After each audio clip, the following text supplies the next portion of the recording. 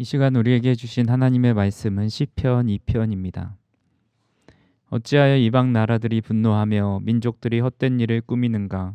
세상의 군왕들이 나서며 관원들이 서로 꾀하여 여호와와 그의 기름 부음 받은 자를 대적하며 우리가 그들의 맹 것을 끊고 그의 결박을 벗어 버리자 하는도다. 하늘에 계신 이가 웃으시며 주께서 그들을 비웃으시리로다. 그때 분을 바라며 진노하사 그들을 놀라게 하여 이르시기를 내가 나의 왕을 내 거룩한 산 시온에 세웠다 하시리로다. 내가 여호와의 명령을 전하노라. 여호와께서 내게 이르시되 너는 내 아들이라. 오늘 내가 너를 낳았도다. 내게 구하라. 내가 이방 나라를 내 유업으로 주리니 내 소유가 땅끝까지 이르리로다. 내가 철장으로 그들을 깨뜨리며 질그릇같이 부수으리라 하시도다. 그런즉 군왕들아 너희는 지혜를 얻으며 세상의 재판관들아 너희는 교훈을 받을지어다. 여호와를 경외함으로 섬기고 떨며 즐거워할지어다.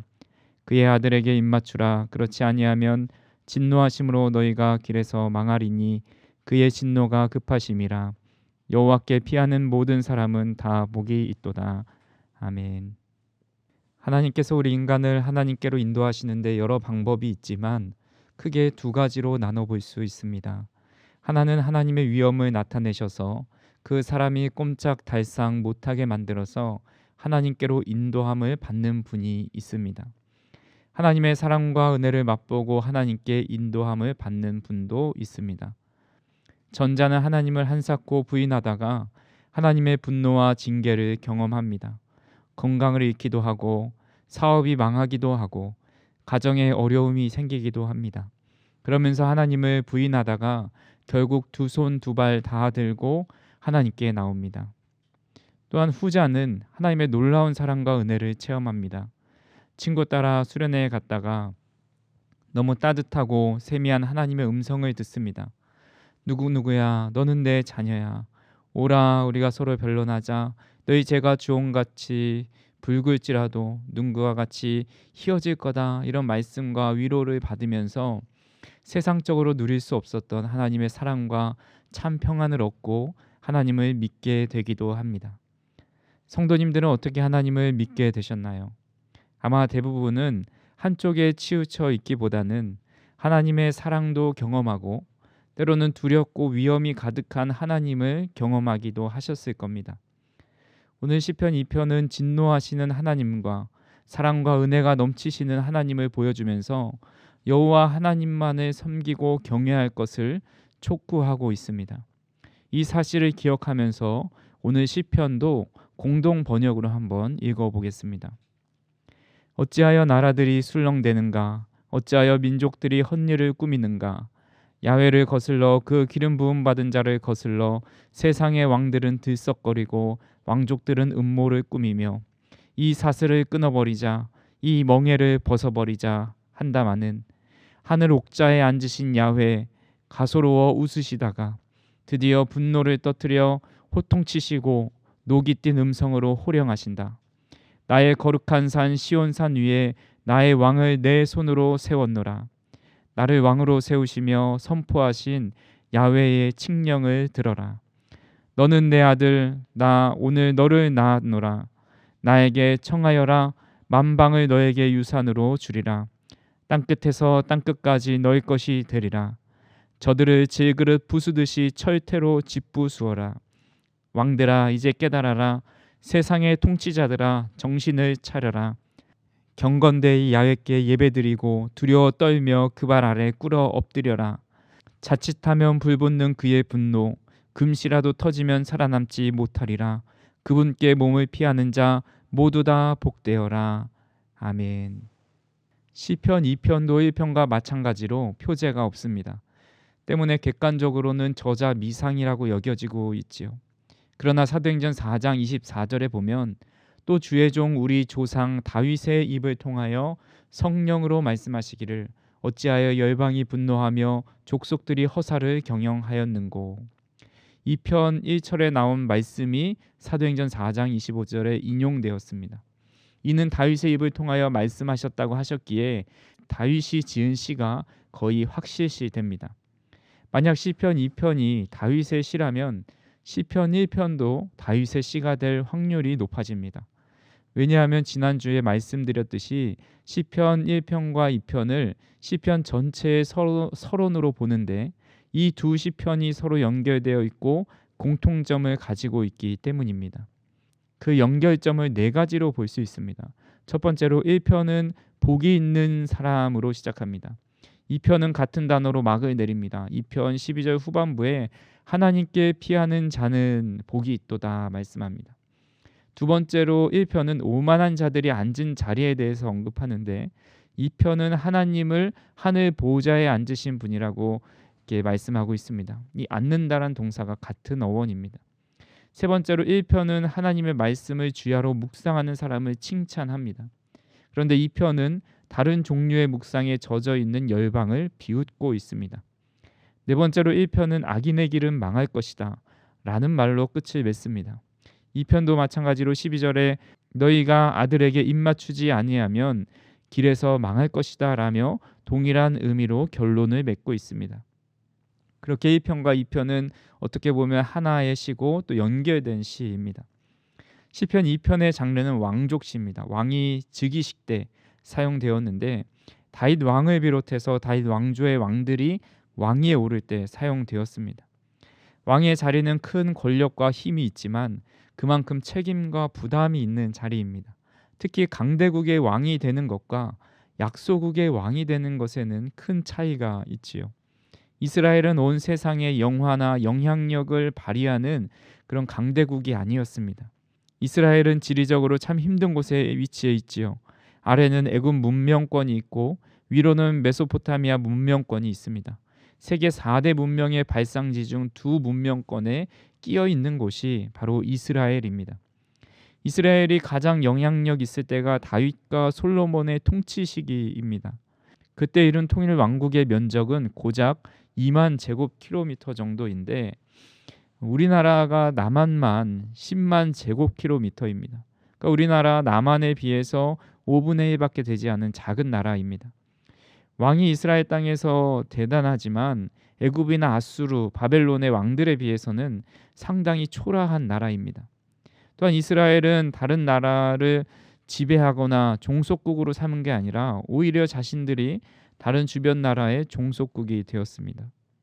늘 주변의 위협과 강대국의 눈치를 보며 살아가야 하는 이스라엘의 왕의 자리는 부담이 되고 두려운 자리였습니다. 그런 자리에 오를 때 하나님으로부터 임명받은 자리, 하나님이 지켜주시는 자리라는 말씀은 그에게 큰 힘이 됩니다. 오늘 말씀을 통해서 열방과 같은 거대한 세상이 우리 주변에 있다 하더라도 우리가 참으로 섬겨야 할 분이 누군지 깨닫는다면 이 세상을 하나님이 세우신 왕같이 담대하게 살아갈 수 있습니다. 먼저 오늘 본문에서 하나님을 대적하는 무리들이 나옵니다. 1절과 3절 말씀에 어찌하여 이방 나라들이 분노하며 민족들이 헛된 일을 꾸미는가 세상의 군왕들이 나서며 관료들이 서로 꾀하여 여호와와 그의 기름 부음 받은 자를 대적하며 우리가 그의 맨 것을 끊고 그의 결박을 벗어버리자 하는도다. 이방 나라들이 분노하며 헛된 일을 꾸미고 있습니다. 그 헛된 일은 여호와와 그의 기름 부음 받은 자를 대적하면서 그들의 맨 것을 끊고 그의 결박을 벗어버리는 일입니다. 3절에 나온 그 맨 것과 그 결박이란 하나님의 통치권을 나타내는 상징적인 표현입니다. 인간의 입장에서 보면 마땅히 지켜야 할 하나님의 법이나 의무를 나타낸다 할 수 있죠. 이는 시편 1편에 따르면 여호와의 율법, 그것을 의미한다 할 수 있습니다. 즉 하나님의 율법에서부터 벗어난 삶을 살기 위해서 헛된 일을 꾸미고 있습니다. 로마에 가면 로마의 법을 따르라 라는 말이 있지요. 나라나 왕족이 세워지면 그에 따른 법도 같이 세워집니다. 태평양의 작은 섬나라 사모아에서는 아내의 생일을 잊은 남편을 신고할 수 있는 법이 있다고 해요. 아내의 생일을 잊은 남편을 신고할 경우에 평생 구박 받을 것은 당연하지만 하룻밤 동안에 감옥에 수감된다고 합니다. 이런 법이 우리나라에도 있다면 좋겠다라고 생각하는 여성분들이 이 자리에 있을지 모르겠어요. 또 우리가 일상에서 자주 발견하는 것 중에 길을 가면서 스마트폰을 하는 겁니다. 성인은 물론이고 아이들도 스마트폰을 보고 걸어가다가 넘어지거나 사고를 당하기도 하죠. 그런데 미국의 하와이에서는 아이들이 스마트폰을 보면서 걸으면 안 된다라는 법 자체가 있습니다. 이는 자신이 다치고 사고가 발생할 뿐만 아니라 다른 사람의 안전도 위협하기 때문에 만들어진 법이라고 합니다. 이 외에도 연어를 잡았는데 이 연어를 들고 멍하니 서 있거나 금붕어를 단 한 마리만 키우면 동물 학대다. 그래서 처벌을 받는 나라도 있다고 합니다. 황당해 보이지만 필요한 법의 배경에는 그 나라의 문화가 녹아져 있습니다. 필요하기 때문에 그런 법이 집행이 되는 거죠. 하나님께서 이 땅을 창조하실 때 최초의 인간인 아담에게도 하나님의 법을 말씀해 주셨습니다. 창세기 2장 16절과 17절에 여호와 하나님이 그 사람에게 명하여 이르시되 동상 각종 나무의 열매는 내가 임의로 먹되 선악을 알게 하는 나무의 열매는 먹지 말라. 내가 먹는 날에는 반드시 죽으리라 하시니라. 하나님의 자녀로 살아가는 데 가장 중요한 것이 바로 하나님의 규례와 법도를 따르는 겁니다. 로마에 가서 로마의 법을 따르지 않는다면 그곳에 살 수 없는 것처럼 하나님의 자녀로 하나님의 법을 따르지 않는다면 하나님의 자녀로 살아갈 수가 없게 되는 겁니다. 그런데 많은 사람들이 하나님의 법도가 자신을 얽매고 불편하게 하는 것이다 라고 생각하죠. 그래서 우리가 하나님께서 맨 것을 끊고 그의 결박을 벗어버리자라고 말합니다. 우리도 하나님의 율법이 때론 무겁게 다가옵니다. 그런데 그 율법은 나를 결박하고 올가매는 것이 아니라 오히려 나를 안전하게 하고 자유함을 줍니다. 우리가 스포츠 경기를 볼 때 선수들을 보면 승부욕이 대단하죠. 우리나라 만인의 아들인 손흥민 선수를 보더라도 그가 경기할 때 주변에서 태클을 걸고 몸싸움을 하는 모습을 보면서 때로는 아찔한 상황들이 일어나기도 합니다. 이런 격한 축구 경기를 할 때 만약 규칙이 없다면 어떻게 될까요? 공을 손으로 잡고 또 서로 밀치고 때리고 또 날라차기를 하면서 아수라장이 될 겁니다. 그리고 그것을 지켜보는 관중은 처음에는 재밌다 하지만 나중에는 재미없어서 하나둘 떠나게 될 거예요. 축구 경기에서 규칙은 선수를 안전하게 보호할 뿐만 아니라 경기의 재미를 가져다 줍니다. 나는 규칙이 너무 답답해서 내 마음대로 할 거야 하는 선수는 그 경기에 출전할 수가 없는 거지요. 마찬가지로 하나님께서 정하신 율법은 우리를 세상으로부터 지켜주는 울타리입니다. 우리가 이 세상을 행복하고 즐겁게 살아가도록 만들어줍니다. 혹시 성도님들 중에 하나님의 말씀이 너무 부담되어서 하나님을 떠나 사셨던 분들이 계신가요? 그때의 삶이 어땠나요? 주일에 예배에 오지 않아도 됐고 성경도 읽지 않아도 됐고 기도하지 않아도 됐고 교회 안에서 봉사 안 해도 됐고 세상적으로 즐기며 살면 행복하고 자유로울 것 같았지요. 근데 그것도 한순간입니다. 오히려 마음이 무겁고 답답합니다. 걱정이 찾아옵니다. 하나님이 나를 벌하시면 어떻게 하나? 하나님 나라에 열애되면 어떻게 하나? 세상의 즐거움은 잠깐 자유를 주는 것 같고 행복을 주는 것 같지만 이것은 이내 불안과 초조함, 두려움으로 바뀝니다. 왜냐하면 우리의 인생은 결국 하나님 앞에 서게 되기 때문이지요. 그럼 그때 하나님 앞에서 받게 될 형벌을 피할 수 없어 두려운 마음이 듭니다. 반면 하나님의 법대로 살아가는 사람은 하나님 앞에 서는 것이 두렵지 않아요. 오히려 그날을 기대하고 소망해요. 이 땅의 모든 수고를 끝내고 하루빨리 하나님 앞으로 가는 것을 기다리며 살게 됩니다. 요한일서 5장 3절에 이렇게 말씀하고 있습니다. 하나님을 사랑하는 것은 이것이니 우리가 그의 계명들을 지키는 것이라. 그의 계명들은 무거운 것이 아니로다. 주님께서 주신 계명은 무겁고 우리의 삶을 올가매는 것이 아니죠. 예수님께서는 마태복음 11장 30절에 내 멍에는 쉽고 내 짐은 가볍다 말씀하고 있습니다. 사랑하는 성도 여러분, 세상의 군왕들 또 하나님을 모르는 이방 나라들은 하나님의 법을 매임을 받는 것이고 결박으로 생각하여서 그것을 끊고 벗어버리자 말합니다. 하지만 하나님의 백성은 그 법이 가볍고 오히려 하나님께 가까이 나아갈 수 있어서 더 행복하고 기쁘게 살아갈 수 있습니다. 주님의 율법을 주야로 묵상하는 사람이 참된 행복을 누릴 수 있음을 믿으시길 바랍니다. 하나님께서는 이렇게 헛된 일을 꾸미는 열방을 향해 어떻게 반응하시는지 4절에 나와 있습니다. 하늘에 계신 이가 웃으시며 주께서 그들을 비웃으시리로다. 하나님은 하나님을 벗어나는 자들, 하나님을 벗어나게 하려고 꾀하는 자들의 술수를 보시고 비웃으세요. 가소롭게 여기세요. 아무리 열방이 하나님을 벗어나기 위해 계략을 꾸미고 하나님을 대적한다 할지라도 하나님의 능력과 지혜를 이길 수 없는 거죠. 그런 의미에서 하나님은 그들이 하는 모든 행동들을 훤히 알고 계시기에 가소롭고 웃음거리밖에 되지 않는다라고 말씀하고 있습니다. 그리고 하나님은 이런 열방에 대해서 조치를 취하십니다. 6절 말씀입니다. 내가 나의 왕을 내 거룩한 산 시온에 세웠다 하시리로다. 여기서 나의 왕이란 하나님의 기름 부음 받은 자를 가리킵니다. 여기서 나의 왕을 세 가지로 살펴볼 수가 있습니다. 1차적으로는 다윗과 다윗 왕가의 왕들을 가리킵니다. 그리고 시온은 예루살렘의 다른 명칭이죠. 그래서 이 말씀은 하나님께서 다윗 왕가의 왕권을 예루살렘에서 영원히 보장하신다라는 말씀입니다. 이 말씀을 들은 다윗과 그 뒤를 이어 왕이 되는 왕들은 이 말씀이 얼마나 큰 힘이 되었을까요? 사람이 세운 왕이 아닌 하나님이 세우신 영원한 왕이 되었습니다. 이뿐만 아니라 하나님께서 직접 세우신 왕에게 어떤 권한을 주시는지 7절에서 9절에 이렇게 나와 있습니다. 내가 여호와의 명령을 전하노라. 여호와께서 내게 이르시되 너는 내 아들이라. 오늘 내가 너를 낳았도다. 내게 구하라. 내가 이방 나라를 내 유업으로 주리니 내 소유가 땅끝까지 이르리로다. 내가 철장으로 그들을 깨뜨리며 질그릇같이 부수리라 하시도다. 여호와께서 내가 너를 낳았다. 너는 내 아들이라 말씀합니다. 고대 근동에서 신이 왕을 낳았다는 말은 신이 그 아들을 입양했다라는 뜻입니다. 입양은 직접적인 출생이 아니라 선택한 것이지요. 하나님께서 직접 선택하셔서 다윗과 그 왕조를 하나님의 아들로 입양했다라는 의미입니다. 우리나라도 한때 수많은 고아들을 각 선진국으로 보냈었던 때가 있지요. 그리고 한국 사회에서 자식을 입양했을 때 그것을 알리지 않으려고 시시하는 경우도 있었습니다.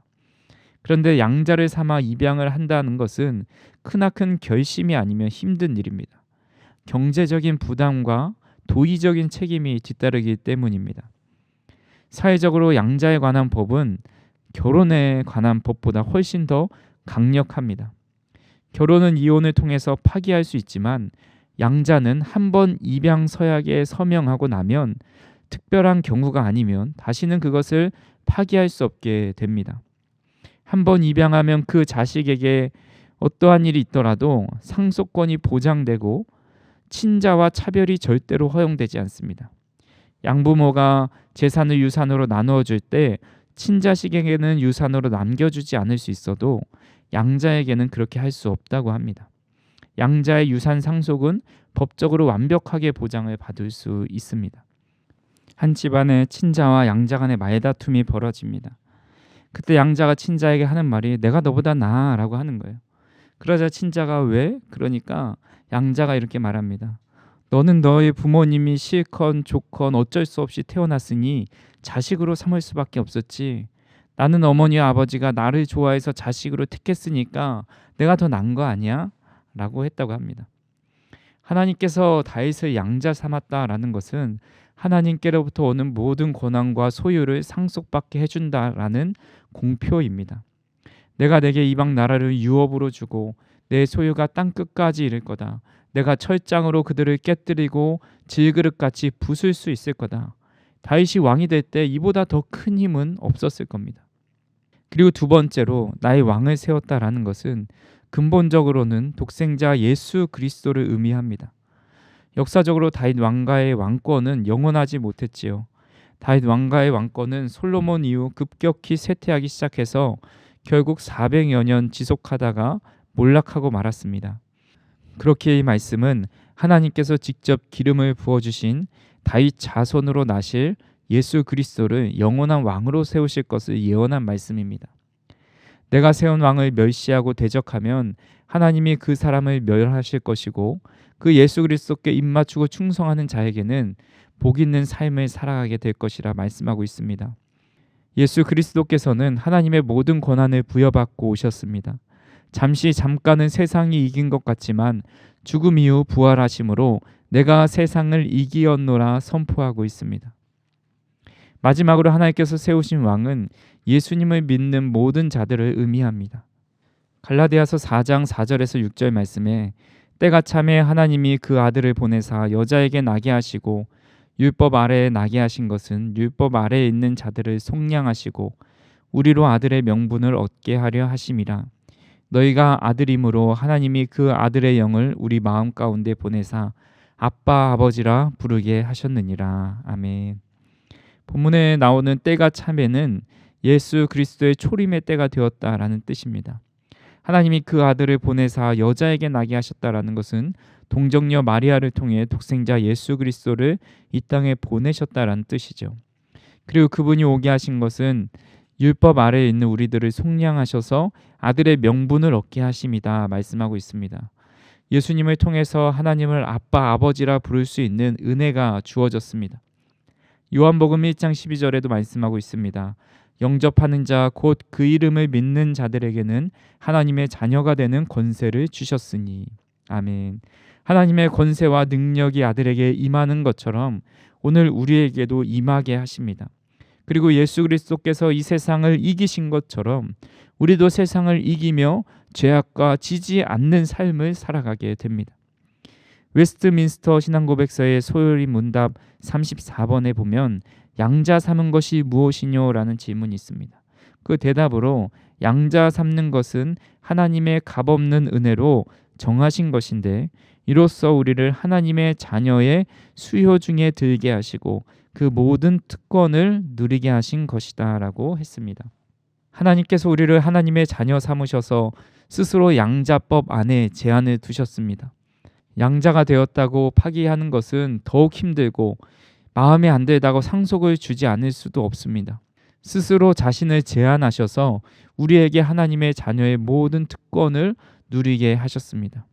이 은혜를 받았음을 안다면, 깨달았다면 우리는 하나님을 섬길 수 있고 하나님께서 보내신 예수 그리스도께 입맞출 수 있습니다.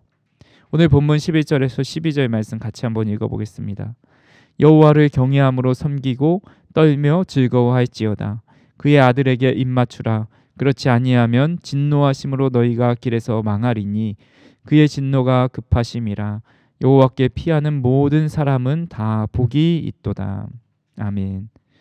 하나님의 자녀가 되어서 하나님의 법 아래 사는 은혜와 특권을 알았다면 하나님을 경외함으로 섬길 수밖에 없습니다. 여호와를 섬기는 것을 오늘 본문에서는 두 가지 태도가 나옵니다. 떠는 것과 즐거워하는 것이죠. 이 두 가지 태도는 일반적으로 서로 상반된 태도이기에 이 말은 모순처럼 들리기도 합니다. 하지만 동일한 대상이 아닌 나보다 높은 대상을 대할 때는 이 두 가지 태도가 다 나타납니다.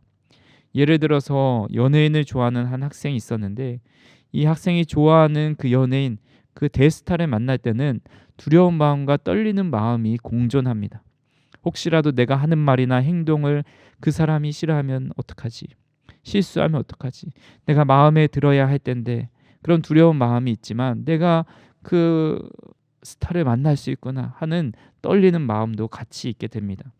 하나님은 우리가 분명히 경외하며 두려워할 뿐입니다. 하나님의 전지전능하심, 공의롭고 거룩하신 하나님을 생각해 본다면 일개 피조물인 인간은 하나님을 두려워하지 않을 수 없습니다. 하지만 하나님의 자녀가 되었고 하나님의 보호 아래 살아간다면 그 두려움과 기쁨이 공존하게 됩니다. 우리를 하나님의 자녀 삼아주신 은혜를 생각하며 하나님을 경외함으로 섬겨야 합니다. 하나님을 경외함으로 섬기는 것은 하나님께서 세우신 영원하신 왕 예수 그리스도를 사랑하고 섬기는 것입니다. 예수님을 사랑하는 것이 하나님을 사랑하는 것이고 예수님을 본받아 살아가는 것이 하나님이 원하시는 삶을 사는 삶의 모습입니다. 그렇게 예수님께 입맞추며 살아가는 사람은 하나님의 그늘 아래 살아가는 사람이고 이 사람이 가장 큰 복을 받으며 살아가는 사람입니다. 간절히 바라기는 오늘 예배하는 이 자리가 하나님을 경외함으로 섬기는 자리임을 믿으시길 바랍니다. 그리고 이렇게 하나님을 경외함이 가장 큰 복이요, 군왕과 같은 세상 속에서 아무리 나를 해하려 한다 할지라도 하나님의 양자 양녀된 우리를 어찌할 수 없음을 믿으시길 바랍니다. 하나님이 우리를 왕의 자녀로 세우셨고 세상을 다스릴 권세와 능히 이길 힘을 주셨습니다. 오늘도 그 사실을 믿으시고 하나님의 그늘 아래 참된 행복을 누리며 살아가는 저와 우리 성도님들 되시기를 주님의 이름으로 축원합니다. 사랑과 은혜가 풍성하신 하나님 아버지, 하나님의 율법을 벗어나려 애쓰는 이 세상 속에서 하나님의 율법 아래 살아갈 수 있는 은혜를 더하여 주시니 감사합니다. 죄의 종으로 분노의 자식으로 살아갈 수밖에 없는 저희들을 하나님의 자녀로 삼아 주시고 하나님의 모든 권세를 우리에게 허락해 주시니 감사합니다. 이제는 더 이상 세상의 종노릇하지 아니하고 세상에 주눅들지 않고 세상을 이기며 승리하며 살아갈 수 있도록 인도하여 주시옵소서. 하나님의 그늘 아래 사는 자가 가장 복되다 말씀하신 것처럼 늘 주님 안에 살아가는 우리 모두가 되게 하여 주시옵소서. 예수님의 이름으로 기도하옵나이다. 아멘.